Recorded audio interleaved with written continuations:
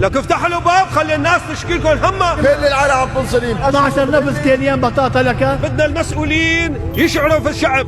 بيوم من ذات الايام اجانا محافظ على ادلب وقام قال لي شو طلبات الشعب؟ قلت له افتحوا الابواب. لك افتحوا الابواب خلي الناس تشكي لكم همها.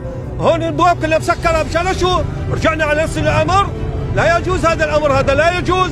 افتحوا الابواب وشوفوا العالم، تنزل الوزراء وتنزل اخر العالم لتحت وشوف اشكال الشعب. بس سمعت انه المسؤولين عم يسووا جولات بالاسواق. طيب انا بدي اجاوبك على سؤالك. المسؤول الكبير هذا ايش قد راتبه مثل راتب هالمواطن هذا المسكين؟ هذاك راتبه 4000 و3000 دولار، هذا راتبه اخر يوم 100 دولار. طيب ما في تكافؤ، ما في تكافؤ. طيب هذا الفوق عميان هذا عم يحط فيام شو اسمه هذا بيقولوا بلور اسود، بلور مفيم عم يحطه مشان ما حدا يشوفه. ليش؟ نزيل على الشعب. لكن نزيل شوف شكواتهم. لك مثل هلا انت عم بتشوف اراء الشعب. مفروض مو انت، لك الوزراء يا اخي، المفروض الوزراء تنزل اخي وتشوف الشعب. انت اعلامي على راسي، بس نحن منا شيء ملموس. نحن منا تغيير للاحسن مو تغيير للاسوء. يعني ما لا يجوز هذا. يعني هلا يعني في عندنا مثلا واحد بتدخر مثلا 200 دولار ما بيردوا على الشعب. ما بيجوز هذا يا بيردوا على القرار، عم يضلوا ثابتين بالقرار. فروج رخصوه هو غالي، اللحمه رخصوها وهي غالي. ليش؟ كيلو الخروف اليوم 6 دولارات، حسبوا لنا اللحمه ب 550 ورقه. القصاب بده يخسر معلش، بس هن يرضوا.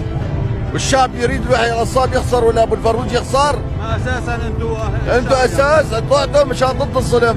عم تظلموا القصاب، عم تظلموا الشعب، عم تظلموا العالم كلها. كل العالم عم تنظلم. وبس المخالفات بدك ترجع على قرارهم هني. طلعنا ضد هالشيء؟ لا، بدهم هني بس قرارهم. بصير هذا الشيء؟ حضرتك صاحب محل؟ انا صاحب محل قصاب. طلعنا بقرار انه اللحمه 550 ورقه خروف على السوري، ما بصير على التركي. اليوم اللي كان النظام ما بيصير تاخذ على السوري، تاخذ على التركي. اللي بدهم اياه هني بده يصير. الشعب ما بيصير ياخذ قراره. نحن طلعنا على هذا الاساس، روحنا شهداء، روحنا خلق من شان القرارات. بس اللي الوزير بده ياخذ قراره بس. طلع القرار من الوزير. احنا ما ثبتنا شيء. لا اله الا الله. بس ايش بدي احكي؟ بدك تحكي يا اخي اذا تاجر اشترى دفعه من برا ويجي لهون يلعن السلاف يعمل خساره معلش.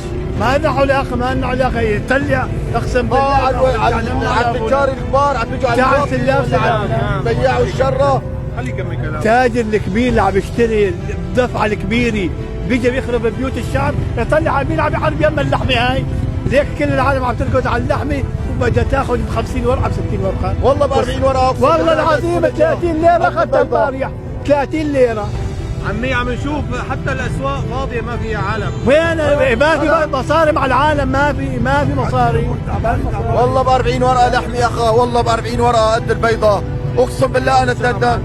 ايه والله ب 40 ورقه لحمه يا اخا. شد كميتها ايش 70 80 غرام. يعني ايش بدها تعمل مع ابو العيلي؟ خاصة عيلة ورح تصل عيلي 40 ورقه لحمه. بتستحسن 12 نفس الكيليان بطاطا. 12 نفس والله. 12 نفس كيليان بطاطا لك. ما الله على وينه. كنا نعيش عايشين طيبين ومكيفين. بنجا فلان وفلان. يلا بدنا ام الدنيا، صارت ام الاخره. بدها ترجع لام الاخره. هاي ادلب وينك؟ والله لنساوي ادلب ام الدنيا. عاشوا سويتونا ام الاخره مو ام الدنيا.